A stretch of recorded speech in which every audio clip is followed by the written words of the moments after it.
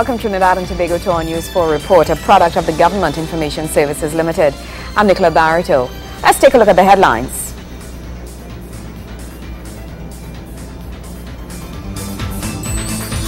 Trinidad and Tobago and Canada sign bilateral agreements.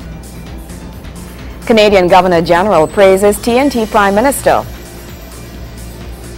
And government looks to move away from Privy Council before independence. Thank you for joining us to our top story. This country and Canada have signed 2 bilateral agreements which will impact TNT's health sector facilities and the prison services in both countries.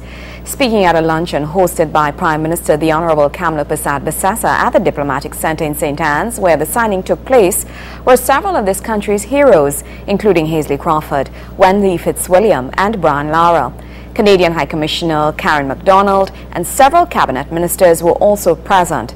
Verna Barth has the story. 2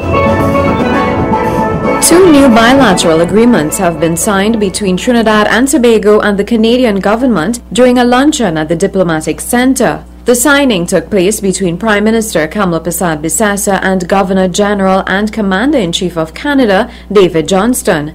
As we turn to the area of bilateral agreements, we continue to forge closer ties with Canada.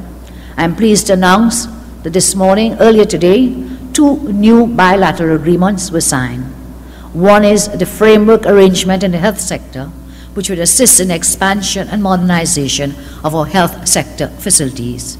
And secondly, the MOU concerning the sharing of correctional information and expertise between both prison services. The Honourable Prime Minister says government recognizes that Canada has been at the forefront in modernizing its public service and that there is a level of Canadian expertise available to this country. As we seek to partner with Canada to modernize our own public service, a number of activities have been outlined in this regard. They include the establishment of one-stop shops and other measures to improve access to government services. These approaches to service delivery require a technology platform, a robust policy framework, and governance arrangements to facilitate decision-making. They include as well shared services, particularly in the areas where resources are scarce or where multiple public service agencies share accommodation, and they also include institutional strengthening of key agencies. Ms. Persad-Bissessor says over 900 Trinidad and Tobago nationals are engaged each year by Canada through the Seasonal Farm Workers Program. She adds that this country and Canada have also begun discussions for the employment of skilled laborers to work in the energy sector in the province of Alberta. My government has subsequently received requests from companies of the Canadian Association of Oil Well Drilling Contractors to fill positions of drillers, derrick hands and motor hands. My Minister of Labour, Minister MacLeod, will continue to work with your High Commissioner and our High Commissioner in this regard. I am advised that there are some 300 vacancies which have been identified, and Trinidad and Tobago has a combination of skilled labourers who can fill these vacancies in Alberta. Trinidad and Tobago recognizes Canada as one of the world leaders in heavy oil technologies that are environmentally friendly, and we welcome further collaboration with your government in finding a suitable technology to explore and develop our own heavy oil resource. The Prime Minister says vibrant bilateral relations now cover a broad spectrum of sectors, including energy, trade, health, migration, education, security and financial services. Verna Barth, News 4. Visiting Canadian Governor General David Johnston says relations between TNT and Canada are very strong, noting that Canada was among the first 3 nations to recognize Trinidad and Tobago as an independent state in 1962. He's also praising Prime Minister the Honourable Kamla Persad-Bissessor for her leadership qualities displayed on the world front. He was speaking at the Diplomatic Centre in St. Anne's, where bilateral agreements were signed between this country and Canada. Canadian Governor General David Johnston says Canada is interested in cooperating with Trinidad and Tobago in security matters, including policing and judicial matters. He says he is hoping to learn more about this country's security collaboration, among other things, during his visit. One such sphere is that of security cooperation in policing, in judicial matters, in corrections, We're working together to improve security in Trinidad and Tobago in several important respects. I hope to learn more about this collaboration during the visit. I also want to highlight the work that we're doing together on corporate social responsibility, these initiatives here in Trinidad and Tobago. He is commending this country for its invaluable contribution to social, economic and cultural life in the Caribbean, while also applauding the initiatives of Prime Minister Kamla Persad-Bissessar for her great leadership style. This occasion is a wonderful opportunity, of course, to celebrate our historic ties, but to look to the future together, and as I say, it coincides with the upcoming 50th anniversary of your independence, the two 50s together. And so let me offer on behalf of all Canadians our most sincere congratulations and best wishes. Trinidad and Tobago is today an important Caribbean nation, and your contribution to the social, economic, and cultural life of this region is truly impressive. And let me single out especially your Prime Minister, whom we admire so much for so many reasons, but particularly her leadership in the world front on women and children's issues. The Canadian Governor-General was also moved to compose his first extempo calypso following the performance of Black Sage and Lady Africa at the luncheon. You teach us to sing with joyful hearts, you compose with special smarts, and celebrate TNT culture and the arts. We can't take that to the Royal Bank, but it stands in first-class rank. Thank you very much. News 4 continues after the break. Stay with us.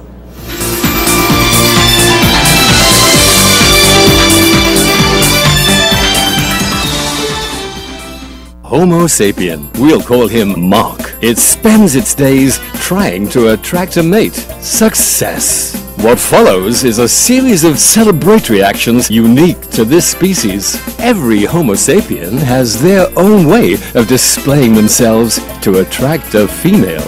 But things don't go according to plan. Where the water gone? No water, no love.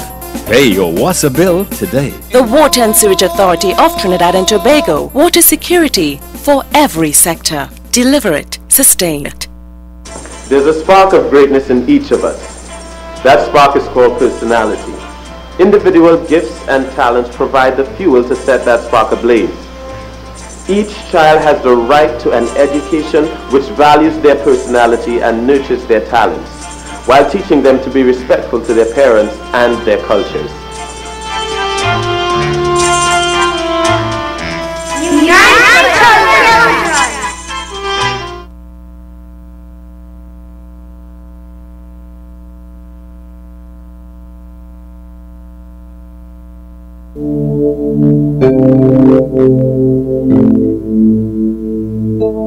Carjacking has become very prevalent in recent times. Certain makes of vehicles are more preferred targets for criminals. When approaching intersections or junctions, ensure that all doors are locked and windows are wound up if possible. Remember, crime prevention is everyone's business. A message from the Trinidad and Tobago Police Service.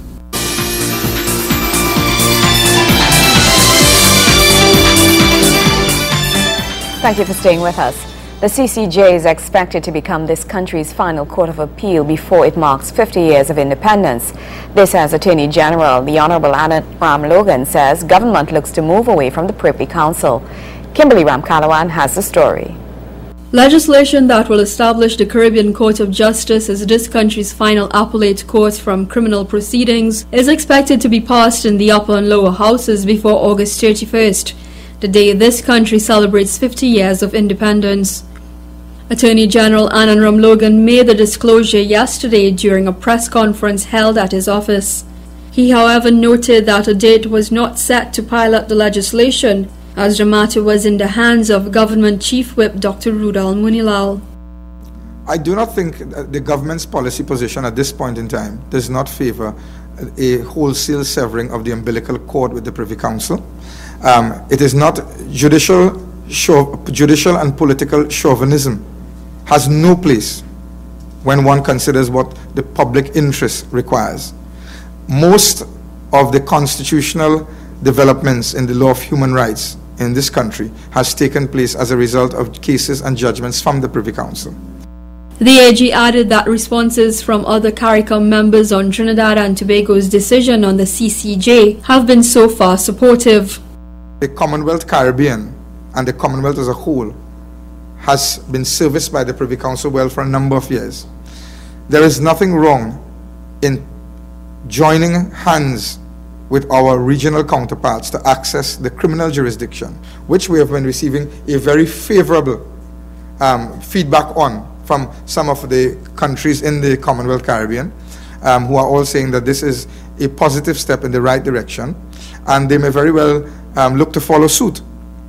So that this may have very well been getting the thin edge of the wedge in under the door, but I have no doubt it will lead to many others following suit, and in due course it may very well result in the CCJ being a complete and final court of appeal. He assured that the current drafting of legislation will facilitate for any civil matters arising out of criminal proceedings. At this point in time, I think there is great wisdom and merit in accessing the criminal jurisdiction of the court, to the extent that there may be civil issues which arise out of a criminal matter. The drafting of the legislation will take care of that. Last week, Prime Minister Kamla Persad-Bissessar announced in Parliament that government was looking to abolish appeals to the London-based Privy Council and replace it with the CCJ. Changes to the legislation require a special majority vote to be approved, as it will vary according to the TNT Constitution. Kimberly Ramkalawan, News 4.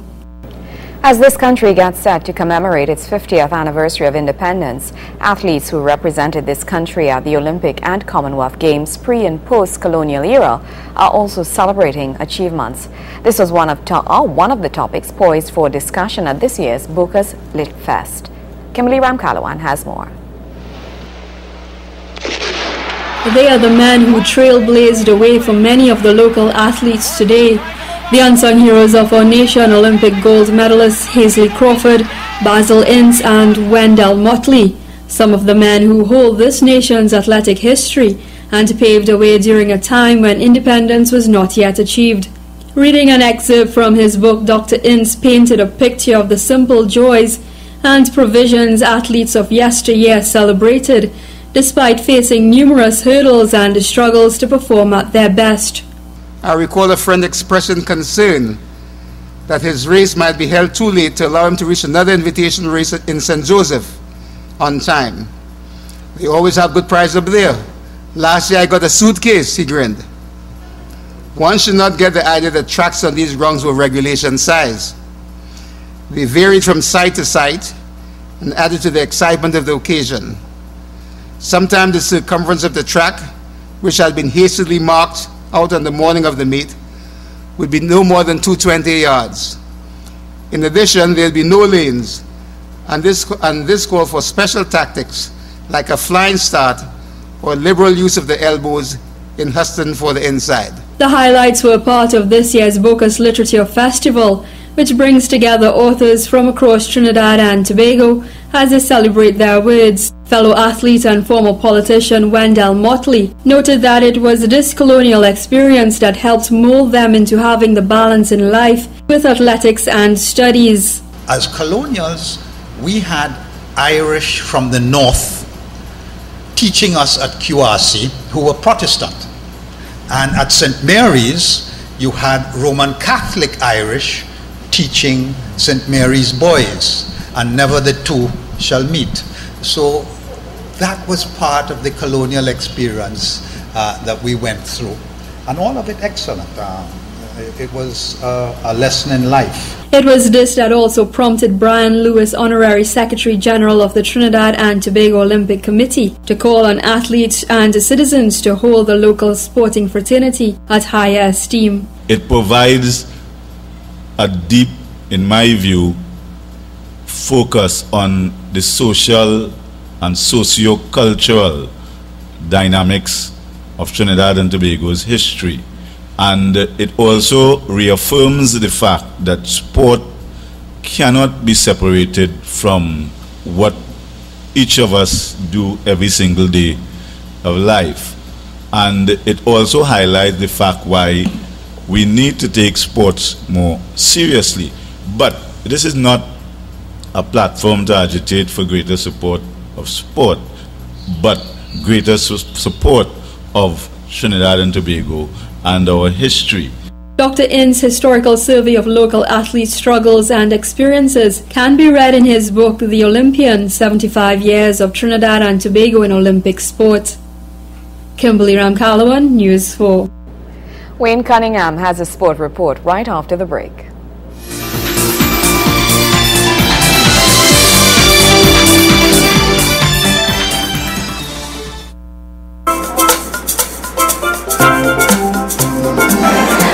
I'm Natasha, and like most Trinbagonians, I love the beach. The beach can be fun, but we have to be tsunami smart and know the warning signs. You're at the beach and you feel the earth shake. Run. You see the water moving an unusual distance out from the shore. Run. You hear a strange roar from the sea. Run. If you experience any of these warning signs, run to higher ground. Be tsunami smart and know the natural warning signs. They could save your life. A message from the Office of Disaster Preparedness and Management, United States Agency for International Development, Caribbean Disaster and Emergency Management Agency, UWI Seismic Research Center, and the European Union.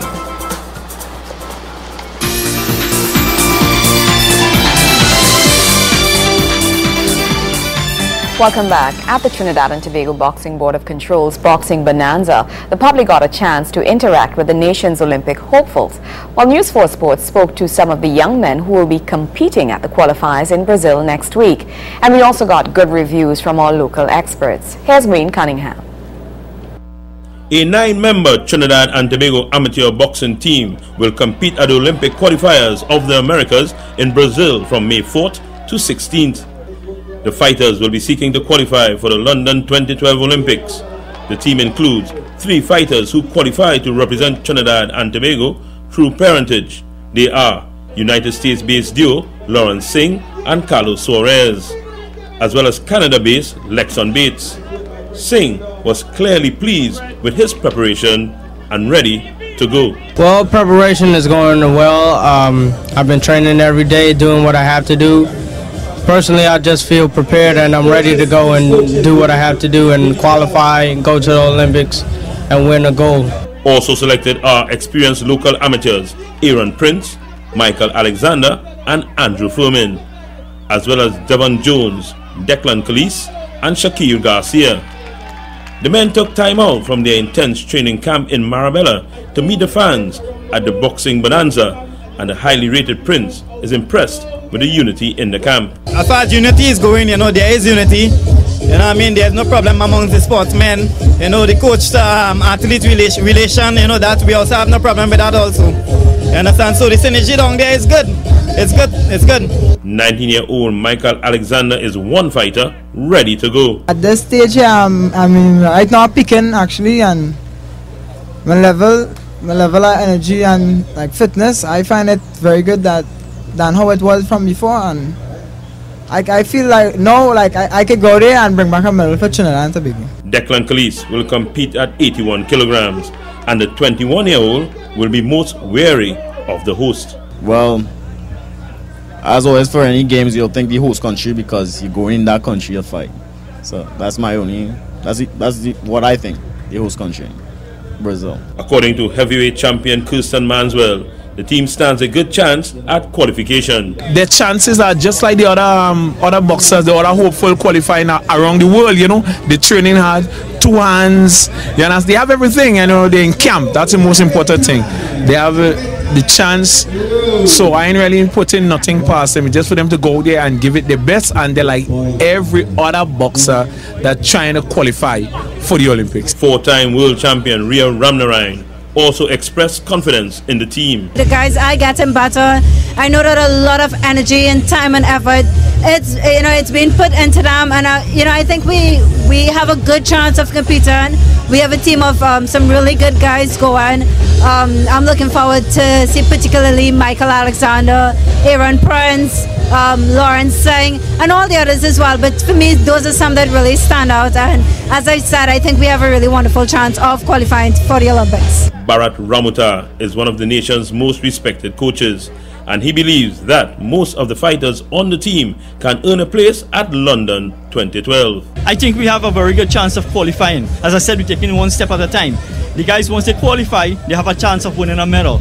But right now, they should focus on qualifying, and they've been in camp for the past 6 weeks or 8 weeks or so, and they've been doing the work. I assume that the coaches are doing their job, and the fighters are doing their part and getting ready for the Olympics. Of course, they want to represent our country at the highest level, and I think we have a good team out there. They're very good young men, and I think they're focused enough to know what they want. Wayne Cunningham, News 4 Sports. More news after the break.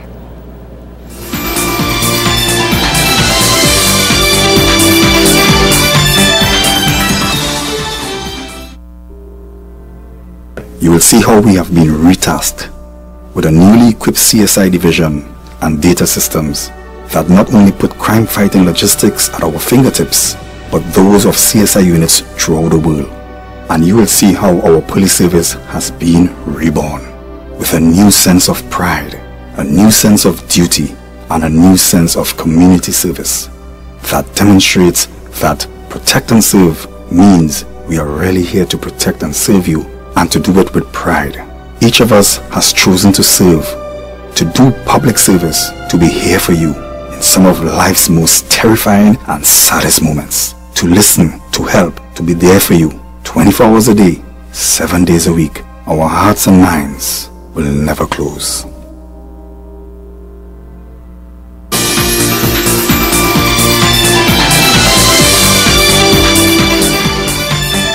Welcome back. And the little child will lead them. That's the influence the Chaguanas Government Primary School is hoping to have as they launched its Recycle Center in collaboration with the HDC and the British High Commission, as well as the Chaguanas Borough. Kimberly Ramkalawan has the story. With this vision become one to recycle and reuse is our responsibility, because it's up to me for a beautiful T&T. Words from Babe's Mouth, sung by Jeremy Rodriguez as students of the Chaguanas Government Primary School kicked off its cleanup campaign, It's Up to Me. It's the program the school is pushing as it seeks to encourage going green, recycling and reusing by opening its recycling center at the school's compound. The little tykes were urged to get their parents in practicing recycling and good environmental habits, as political officer from the British High Commission, Matt Nottingham, endorsed their campaign. Encourage your parents to start separating their waste, start using these bins, and tell people what a good idea it is. It's up to you, it's up to me, and it's up to all of us to try and do the best that we can to save our environment, and recycling is really the key step to doing that. The centre will cater for the over 875 students at the school, as it aims to instill environment-responsible thinking in the minds of the youngsters. But it was the Chaguanas Mayor Orlando Nagisa who called on the students to refrain from littering, as he told them it was the main source of flooding. One of the reasons why we have floods within the borough is because of the indiscriminate dumping of these plastic bottles and other refuse into our main water courses. And as I mentioned before, it's one of the major complaints we have within the borough corporation. Not even dumping in rivers and drains and so on, but even drop inside the road. MP for the Area Trade and Industry Minister Stephen Cadiz added that recycling was the way to make it happen. Recycling is a very, very important part of our daily life. We need to recycle, and we need to get the children of Trinidad and Tobago involved in recycling on an everyday basis. It cannot only be done during a cleanup campaign. It has to be done every single day that we wake up in the morning and we say to ourselves, we will recycle. I will recycle, to make sure that it happens. The program is being assisted by the Green Fund from the HDC. Kimberly Ramkalawan, News 4. Well, that's how we wrap up this edition of our News 4 report, a product of the Government Information Services Limited. I'm Nicola Barreto. Thank you for joining us.